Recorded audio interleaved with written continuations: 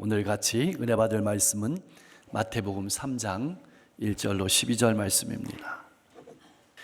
그때 세례 요한이 이르러 유대 광야에서 전파하여 말하되 회개하라, 천국이 가까이 왔느니라 하였으니 그는 선지자 이사야를 통하여 말씀하신 자라. 일러스되 광야에 외치는 자의 소리가 있어 이르되 너희는 주의 길을 준비하라, 그가 오실 길을 곧게 하라 하였느니라.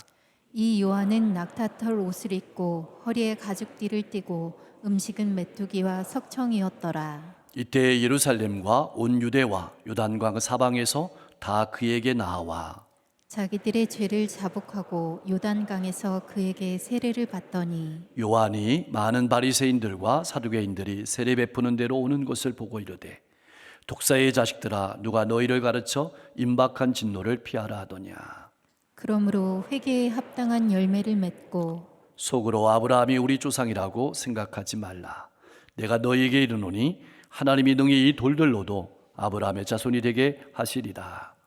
이미 도끼가 나무 뿌리에 놓였으니 좋은 열매를 맺지 아니하는 나무마다 찍혀 불에 던져지리라.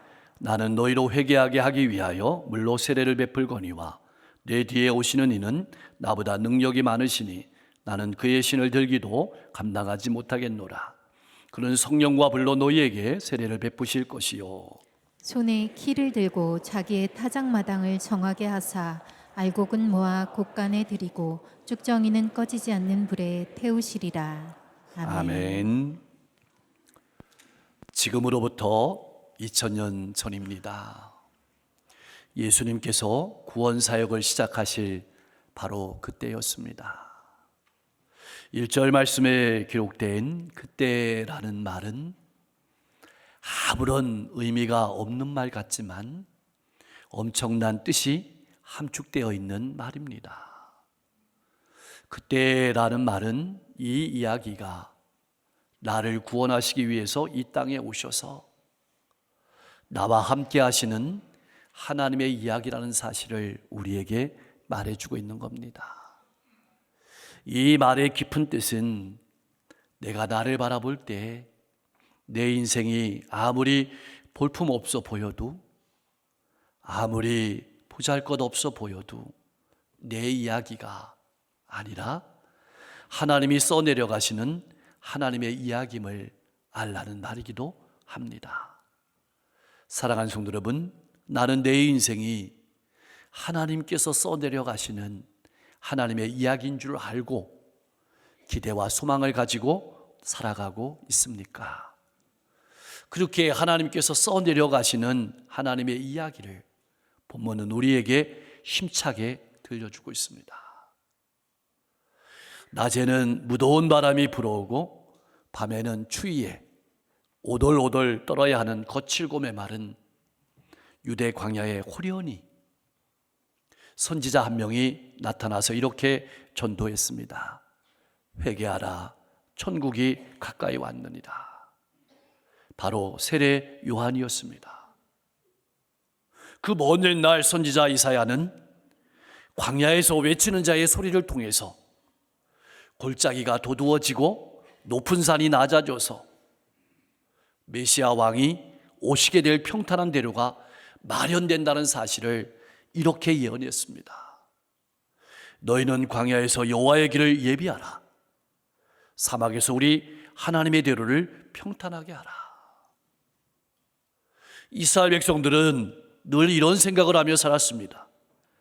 자기 민족의 죄 때문에 자기 민족이 포로로 바벨론에 끌려갔고 돌아온 이후에도 계속해서 이방 민족의 지배를 받는다고 생각했습니다. 그런 유대인들에게 있어서 바벨론의 포로 생활과 이방 민족의 지배는 그들에게는 광야와 같았습니다. 모래사막 같았습니다. 어쩌면 광야와 모래사막은 우리의 인생과도 너무나도 닮았습니다. 내 인생은 어떤 인생입니까?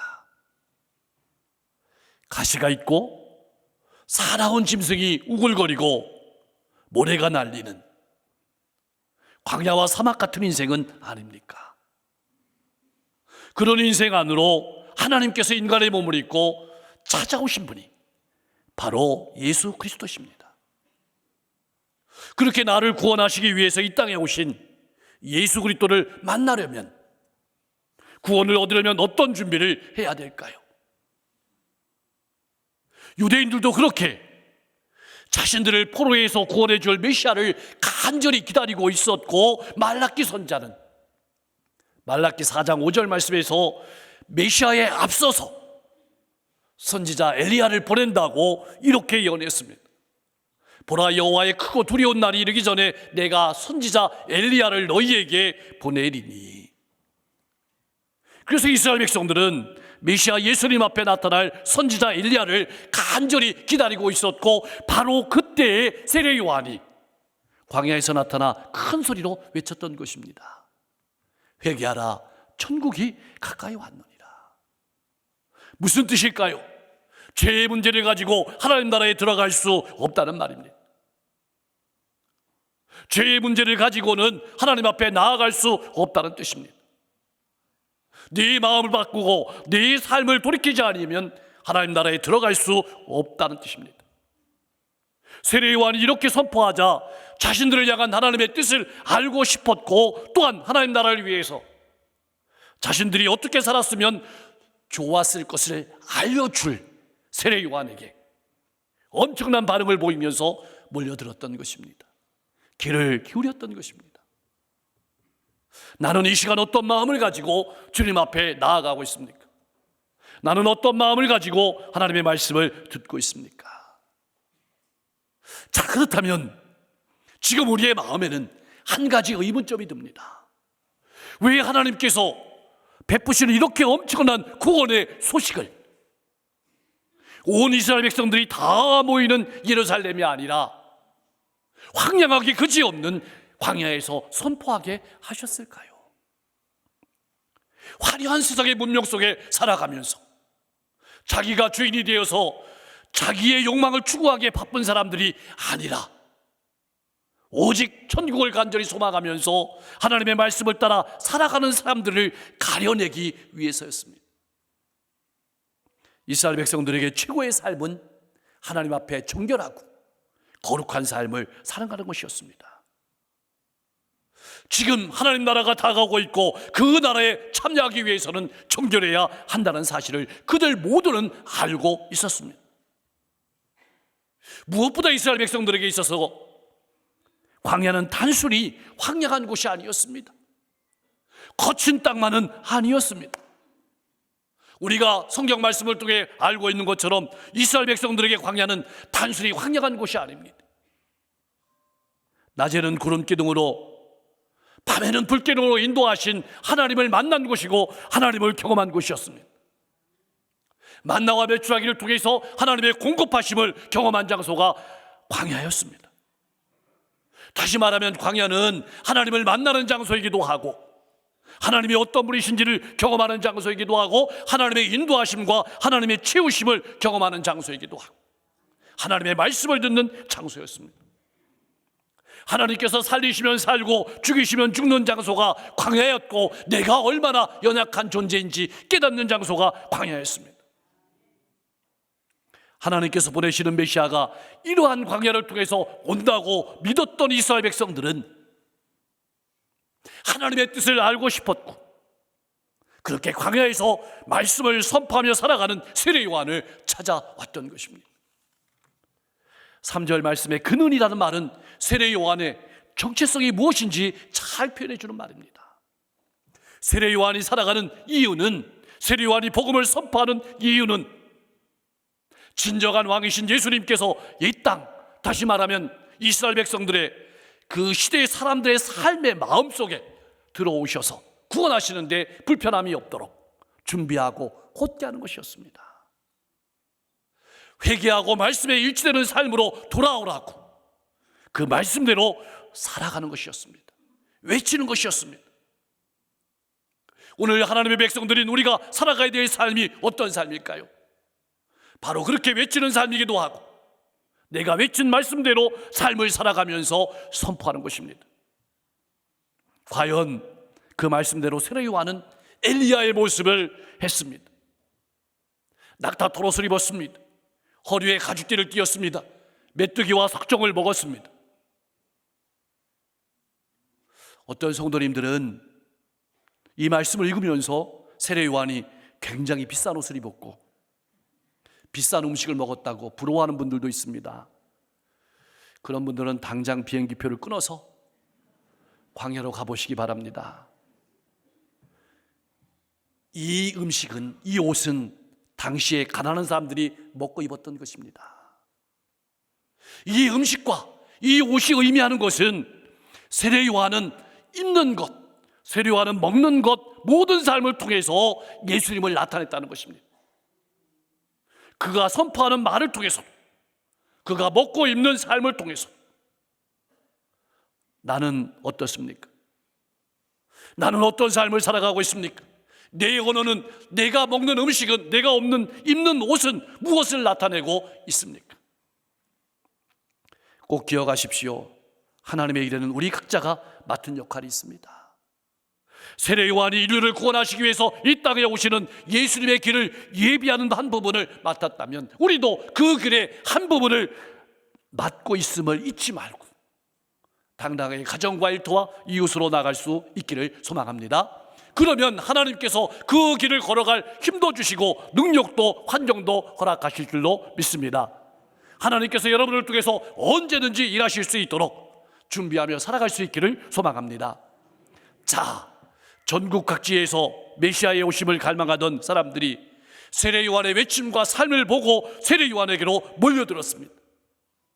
이러한 세례 요한의 외침은 말라기 선지자 이후에 400년 동안 장담했던, 다시 말하면 영적인 기갈에 목말라 있던 이스라엘 백성들에게는 마치 가뭄의 단비와도 같았습니다. 그래서 그 생명의 말씀을 들으려고 먼 거리를 마다하지 않고 기꺼이 찾아왔고 자기들의 죄를 자복하고 회개했습니다. 세례 요한을 통해서 하나님께서 자신들에게 무엇을 원하시는지, 어떤 삶을 원하시는지 듣고 싶었고 하나님의 뜻에 자신들을 복종시키고 싶은 의도였었습니다. 그들은 자신들의 죄를 자복하고 회개하는 표시로 다시 하실 주님을 맞이하는 하나님의 백성으로 정결한 삶을 살겠다는 표시로 세례를 받았습니다. 그러니까 세례 요한이 세례를 준 목적은 두 가지였습니다. 회개하게 하고 주님을 맞이할 준비를 하라는 것입니다. 다시 말하면 더 깊은 의미는 나에게 관심하지 말라는 것입니다. 예수님께 관심하라는 것이었습니다. 사랑하는 성도 여러분, 나는 어떻습니까? 내가 살아가는 삶은 어떻습니까? 내가 만나는 사람들이 예수님을 바라보도록, 예수님께 집중하도록 가르치며 전하며 삶을 살아내고 있습니까? 혹 사람들이 나를 바라보고 나를 알아주지 않아서 속상한 삶은 없습니까? 그렇게 많은 사람이 세례 요한에게 나와 자복하고 세례를 받았지만 한편으로는 많은 바리새인과 사두개인들은 왜 사람들이 모이는지 궁금해서 나왔습니다. 세례 요한의 활동이 궁금해서 찾아왔습니다. 사람들에게 자신들이 경건하다는 증거를 보이기 위해서 이곳까지 나타났습니다. 이러한 속마음을 환하게 꿰뚫어본 세례 요한의 불의령이 떨어집니다. 독사의 자식들아, 누가 너희를 가르쳐 임박한 진노를 피하라더냐? 무슨 근거로 심판을 피할 수 있다고 생각하느냐는 질문입니다. 만일 누구든지 진실한 마음으로 회개했다면 회개에 합당한 열매를 맺어야 한다는 말입니다. 내가 고백한 것과 같은 삶을 살아야 한다는 말입니다. 왜냐하면 하나님께서는 혈통의 마음이 흔들리지 않으시기 때문입니다. 쉬운 표현으로 하면 혈통 때문에 심판을 피할 수 있는 사람도 없고 부모님의 믿음으로 말미암아 구원받는 사람도 없고 영적인 지도자라는 지위로 인해서 구원받는 사람도 없다는 말입니다. 그렇다면 아브라함의 후손은 어떤 사람일까요? 세상 사람이 바라볼 때 귀감이 되는 사람이어야 합니다. 말과 삶이 하나가 된 사람이어야 합니다. 기억하십시오. 우리의 삶의 열매가 없으면 물만 빨아먹는 나무가 되고 열매를 맺을 수 있는 기회를 허비하게 된다는 것입니다. 이것을 경고하시는 것입니다. 사랑하는 성도 여러분, 혹 내게는 이스라엘의 종교 지도자들과 같은 생각은 없습니까?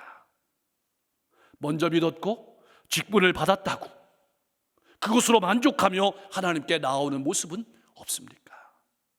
10절 말씀은 이렇게 기록합니다. 이미 도끼가 나무 뿌리에 놓였으니 시간적인 여유가 없다는 말입니다. 그리스도인으로 열매 맺는 삶을 내일로 미루지 말라는 말입니다. 오늘 용서하고 오늘 사랑하고 오늘 이해하고 오늘 봉사하고 오늘 섬기란 말입니다. 진정한 아브라함의 자손이 누구인지 구별하는 일이 이미 시작되었다는 뜻이고, 심판이 시작되면 하나님께서는 좋은 열매를 맺지 않은 나무는 모두 찍어서 불에 던지실 것이라는 경고입니다. 하나님의 판단 기준은 열매입니다. 나무가 얼마나 무성한지, 나무가 얼마나 모양이 좋은지, 나무가 얼마나 오래되었는지는 중요하지 않습니다. 예수님께서도 열매가 없는 것을 보시고 무화과 나무를 저주하신 것을 우리는 이미 알고 있습니다. 사랑하는 성도 여러분, 나의 삶은 어떻습니까? 들은 말씀에 합당한 열매를 맺으며 살아왔습니까? 올 한 해 내가 가정과 일터와 이웃에서 맺은 열매는 무엇입니까?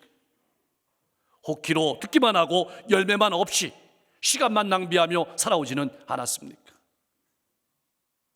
이제 세례 요한은 자신과 예수님을 비교하며 예수님을 소개합니다. 요한은 사람들로 하여금 회개하도록 물로 세례를 주지만 자신의 뒤에 오시는 예수님은 요한보다 능력이 많으신 분일 뿐만 아니라 훨씬 더 중요한 분이라고 소개합니다. 예수님은 성령과 불로 세례를 주시는 분이고, 손에 키를 들고 알곡과 쭉정이를 분리하여 알곡은 모아 곳간에 들이고 쭉정이는 꺼지지 않는 불에 태우시는 심판의 주님이심을 분명하게 증거했습니다. 그래서 세례 요한을 찾아온 사람들에게 죄를 회개하고 모든 위선과 거짓을 내려놓고 예수님께 집중하라고 말했던 것입니다. 나는 통로에 불과하고 행렬의 맨 앞에 걸어가는 사람에 불과하다는 사실을 분명히 했습니다. 나는 어떻습니까? 다른 사람에게 이런 통로가 되어주고 있습니까? 삶으로 본을 보이며 예수님을 나타내며 살아가고 있습니까? 세례 요한은 이렇게 겸손하게 자기 자신을 분명하게 고백했습니다. 나는 그의 신을 들기도 감당하지 못하겠노라. 여러분, 이 말은 자신 없다는 뜻이 아닙니다. 예수님의 존재 앞에서 자신이 어떤 존재인지 깨닫게 되었고, 예수님께서는 성령과 불로 우리를 이끌어 가시는 분임을 알았다는 뜻입니다. 요한은 자신이 있어야 될 자리를 겸손하게 깨달은 신앙인이었습니다. 요한의 임무는 사람들의 시선을 자신에게 돌리는 것이 아니라 장차 오실 예수님께 돌리는 표지판과 같은 역할을 하는 사람이었습니다. 나는 어떤 존재입니까? 내가 있어야 될 자리는 어디입니까? 나의 언어나 삶은 무엇을 가리키고 있습니까? 사랑하는 성도 여러분, 여러분은 어떻게 성탄을 맞이하고 있습니까? 여러분은 어떻게 다시 오실 예수님을 맞이할 준비를 하며 살아가고 있습니까? 세례 요한은 그냥 시간만 흘려보내지 않았습니다. 오직 하나님의 말씀을 따라 예수님을 나타내며 하루하루 삶을 살아냈습니다. 나는 어떻습니까? 하나님의 말씀을 따라 살아가고 있습니까? 오늘 예수님께서 오셔도 부끄러움이 없는 삶을 살아가고 있습니까? 예수님께서 이 땅에 처음 오실 때에는 세례 요한을 보내셔서 예수님이 오실 길을 준비하셨습니다.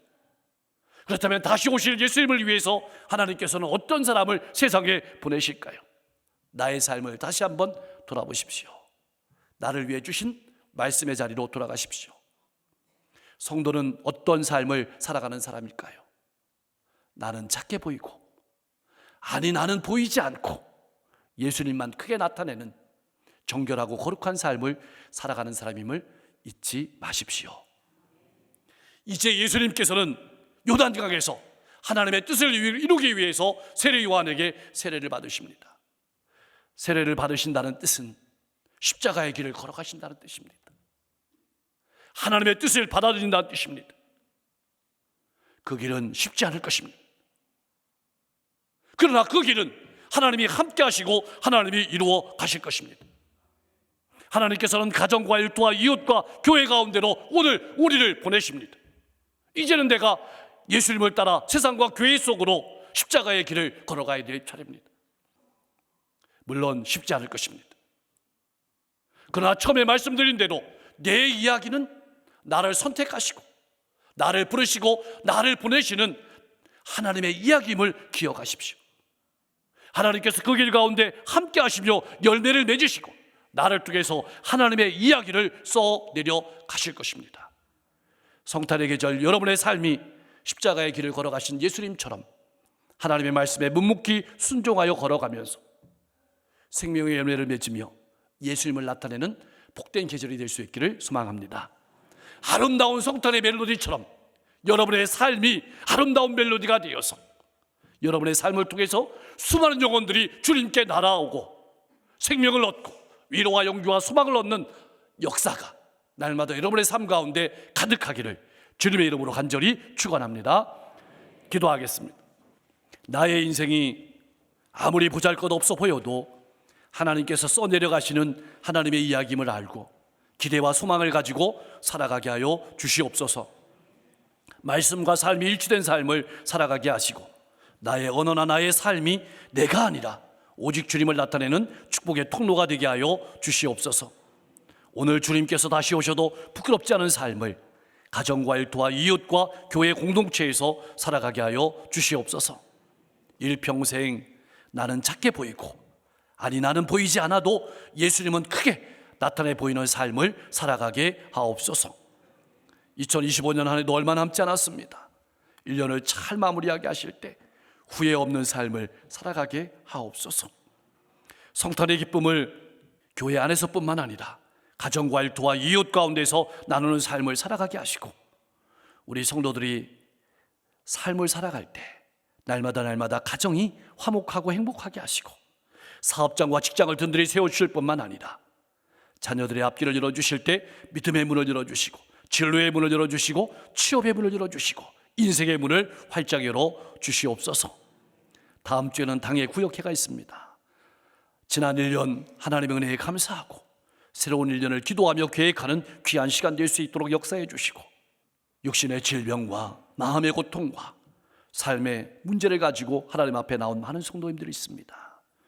하나님께서 만드신 몸이오니 하나님께서 가장 잘 아시오니 하나님 능력의 손으로 만져주셔서 질병을 깨끗하게 치유하여 주시고 마음에는 평안을 주시고 삶의 문제를 해결해 주시고 인생의 앞길을 활짝 열어 주시옵소서. 오늘도 복음을 들고 하나님의 은혜와 사랑을 품고 수많은 영혼들에게 다가가시는 선교사님들을 통해서 수많은 영혼들이 구원을 얻을 뿐만 아니라 하나님의 은혜와 사랑을 맛볼 수 있도록 복 내려주시고 오늘도 지구 곳곳에 전쟁이 있습니다. 기근이 있습니다. 재난이 있습니다. 아픔이 있습니다. 하나님 평화가 정착되게 하시고 어리석게 어려움과 아픔 속에서 회복될 수 있도록 역사해 주시옵소서. 예수 그리스도의 이름으로 간절히 기도하옵나이다. 아멘.